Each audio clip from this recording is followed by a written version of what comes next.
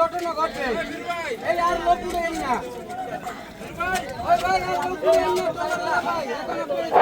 ভাই আরো দিন আরেকটি দুর্ঘটনা ঘটতে পারে কিন্তু ভাই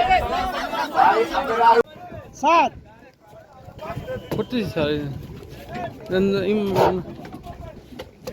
যাত্রী ভাইয়েরা আপনাদের দৃষ্টি আকর্ষণ করছি, আপনারা তাড়াহুড়া করেন না, শৃঙ্খলাবদ্ধভাবে একে একে ওঠেন। আমরা বলদিয়া নৌফাড়ির পুলিশ আমরা ট্রলারটি সাথে করে নিয়ে আসলাম আপনাদের উদ্ধারের জন্য।